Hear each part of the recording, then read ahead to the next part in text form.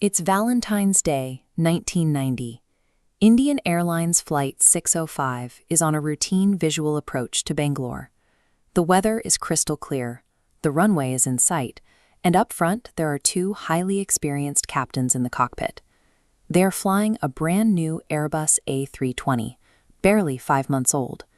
In 1990, this was the first passenger jet to replace traditional mechanical cables and pulleys with digital signal processing. This fly-by-wire system changed the pilot's role. Instead of physically moving control surfaces, the pilot's stick sends a request to a computer. That computer acts as a constant monitor, programmed with hard limits to physically prevent the aircraft from entering a stall or a dive. Yet, despite perfect visibility, 2 veteran pilots, and a multi-layered computer safety net, Flight 605 never made it to the runway. It hit the ground more than 2,000 feet short, resulting in 92 fatalities. If the crew could literally see where they were going, and the plane was designed to physically refuse to crash, how did it end up in a golf course short of the threshold? To find out, we have to look at how a pilot actually talks to these computers. The sequence begins on short final approach. The pilot flying, Captain Fernandez, realizes they are slightly higher than their ideal glide path. To correct this, he asks his co-pilot to set a standard vertical speed descent of 700 feet per minute. This diagram shows the A320's flight control panel. To make that adjustment, the co-pilot has to reach for a specific dial. But right next to the vertical speed knob is the altitude knob. They are the same size, have the same physical feel, and are positioned side by side. Instead of turning the right knob to set a 700 foot per minute descent, the co-pilot accidentally reaches for the left knob. He dials the number 700 into the target altitude. This single misplaced input breaks the approach. Bangalore's runway sits on a plateau nearly 2,900 feet above sea level. By commanding an altitude of 700, the co-pilot inadvertently tells the computer to dive to a point physically below the ground. Because the computer thinks the crew wants to lose thousands of feet as efficiently as possible, it switches into open descent mode. It immediately rolls the engine throttles all the way back to idle, and the only warning the pilots receive about this drastic change is a tiny line of green text on a digital display. This minor ergonomic design flaw effectively allowed a human to unwittingly command a digital system to fly the plane into the earth. By the time the plane reaches 400 feet, it is sinking rapidly. The runway is still over a mile away. Instinctively, Captain Fernandez pulls back on his side stick to raise the nose and stretch their glide to the tarmac. When you pull the nose up without adding engine power, you drastically increase aerodynamic drag. Without thrust pushing the plane forward, their airspeed quickly begins to decay. Captain Fernandez expects the autothrust system to act like cruise control, sensing the speed dropping and automatically feeding in more power to compensate. He has no idea the computer is locked in idle thrust. This logic flowchart maps the aircraft's autothrust system.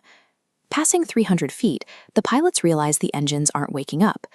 The captain remembers his training. The flight directors, the crosshairs on their screens, control the autothrust mode. If he switches his flight director off, the system should exit idle and return to speed mode. He reaches up and turns his flight director off. But the computer operates on strict logical rules. Those rules dictate that as long as one flight director remains on, the mode will not change. Because the co-pilot's flight director is still active, the computer ignores the captain's commands. The throttles stay at idle. When humans and complex machines fall out of sync, partial solutions based on human intuition are often entirely rejected by rigid machine logic. At 136 feet above the ground, the crew is out of time. They are exactly 4 seconds away from impact. Abandoning their troubleshooting, the pilots finally manually jam the throttles forward to maximum power. This dual timeline graphic contrasts the time they had against the mechanical reality of their aircraft. A jet turbine physically requires a full 8 seconds to spool up from idle to maximum thrust. The crew only has 4 seconds. In these final moments, the plane's ultimate stall prevention software, AlphaFloor, finally detects the danger and commands full power itself.